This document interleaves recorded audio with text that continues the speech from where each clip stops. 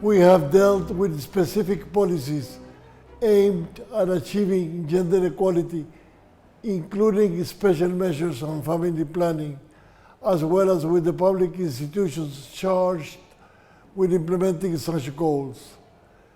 This last lesson of our course will be devoted to the promotion of diversity as a matter of public policy for states in the 21st century.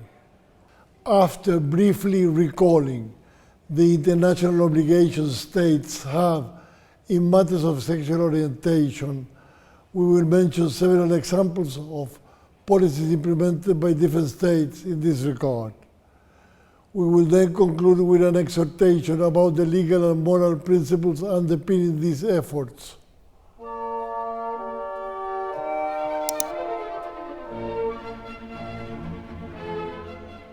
As stated in the previous lesson, there is no specific international treaty on the rights of LGBTI persons.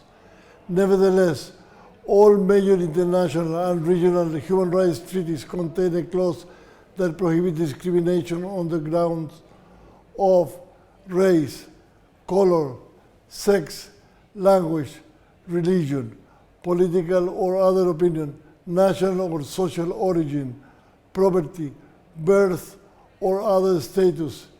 International human rights bodies have understood the expression other status as wide enough to comprise sexual orientation and gender identity also. At the UN level, since 2002, the General Assembly has been passing resolutions on extrajudicial, summary, and arbitrary executions, urging states to prevent and to investigate killings of persons on account of their sexual orientation or gender identity. The Human Rights Council instructed the UN High Commissioner on Human Rights in 2011 and again in 2014 to report on the situation of violence and discrimination on grounds of sexual orientation and gender identity worldwide. More recently, in 2016, the Human Rights Council passed a resolution on protection against violence and discrimination based on sexual orientation and gender identity, ordering the creation of an independent expert on the subject. Since 2008, the General Assembly of the Organization of American States has also passed several resolutions on human rights, sexual orientation, and gender identity. Two regional treaties signed in 2013 and 2015 mentioning sexual orientation and gender identity are also worth noting, although neither has entered into force yet.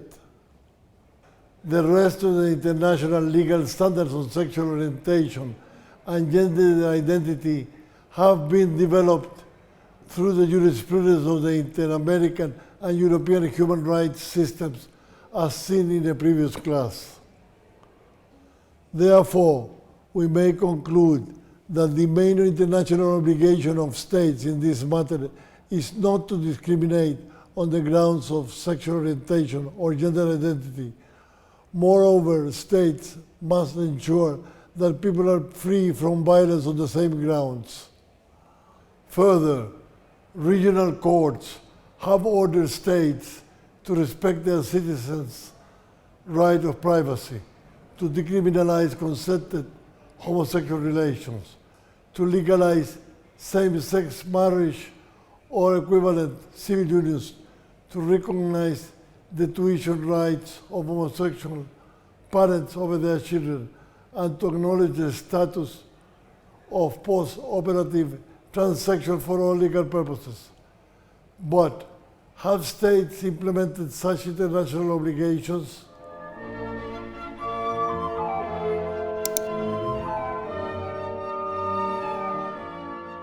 In his 2015 report to the UN Human Rights Council, the High Commissioner for Human Rights welcomed the enactment of anti-hate crime laws in Albania, Chile, Finland, Georgia, Greece, Honduras, Malta, Montenegro, Portugal, and Serbia.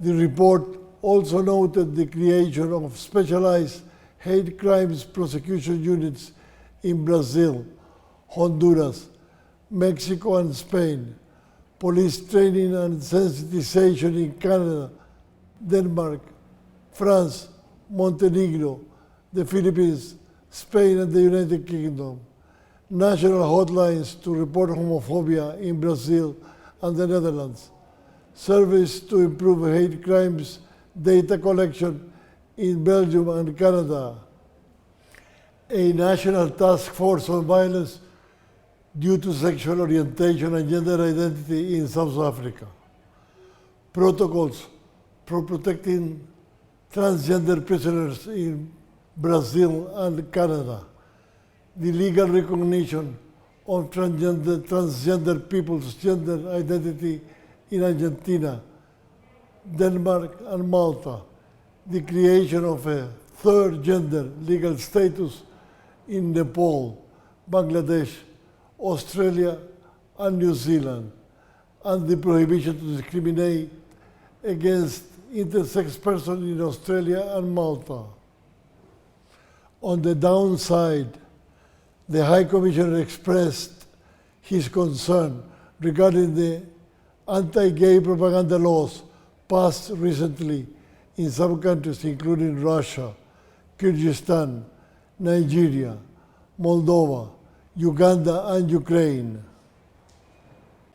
On the other hand, there have been interesting developments in labor laws to recognize sexual diversity in different countries, not unlike the conquests of the early feminist movement in this field since the creation of the ILO in 1919. The ILO itself launched in 2012 the Gender Identity and Sexual Orientation, Promoting Rights, Diversity, and Equality in the World of Work or Pride project. At a regional level, the European Union passed its Employment Equality Directive in 2000, prohibiting its members to discriminate on the grounds of religion and belief, age, disability, and sexual orientation at the workplace. The United Kingdom passed the 2010 Equality Act, banning discrimination against employees on the grounds of sexual orientation, following the example of Belgium, Germany, Spain, and other European countries. In Chile, the 2012 Zamudio law banned discrimination for sexual orientation and gender identity, among other grounds, whether by the state or by private actors.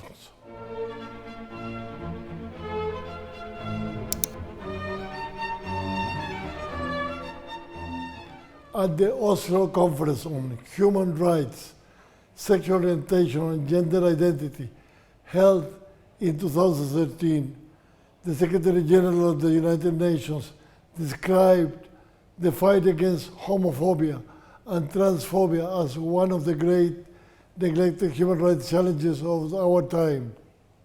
We would like to conclude our course on gender equality and sexual diversity with an exhortation to stress the need for states and the international community to promote diversity in order to embrace sexual minorities as a group entitled with exactly the same rights as any other social group without discrimination. As stated in the first lessons of this course, the principle of non-discrimination is the bedrock of the international system of human rights. A particularly affected group by discrimination on the grounds of gender or on sexual orientation is that of lesbians who, as women, suffer multiple discrimination and are often the target of what has been called lesbophobia. It has been the purpose of this course to highlight the main landmarks and achievements of both the fight for gender equality and for the rights of LGBTI people throughout history. Lesbians are benefited by such conquests although much remains to be done for them and for other historically oppressed groups on the grounds of gender and sexual orientation. For social and cultural attitudes to change regarding historically oppressed groups, education is of the essence. In his 2015 report on violence based on sexual orientation, the UN High Commissioner for Human Rights prompted states to support public education campaigns to counter homophobic and transphobic attitudes and to address negative stereotypical portrayals of LGBTI persons in the media. During the 19th century, John Stuart Mill made the case for the liberation of women from their subordinate position in society, beginning with an equal distribution of power between genders within the household, so as to educate children in the values of democracy and gender equality from the earliest of ages. We strongly believe in the education of the public of the 21st century at all levels, in the household, school, workplace, markets, public sphere, the state and international relations, in order to overcome prejudice and discrimination, to promote diversity and achieve substantive equality not only between genders, but among every sexual orientation and gender identity as well.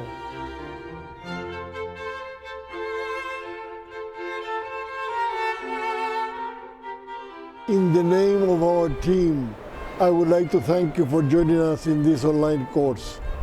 Gender equality and sexual diversity are values to be cherished and fostered by every citizen, government and international institution of the 21st century.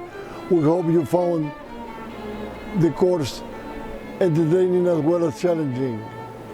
If you would like to learn more, please register in our other free online courses, respectively on human rights and on anti-corruption and transparency. You will now receive a free virtual certificate issued by Udemy acknowledging your completion of the course. If you would also like a paid virtual certificate issued by Diego Portales University, please visit our website moxile.com and follow the instructions to do so.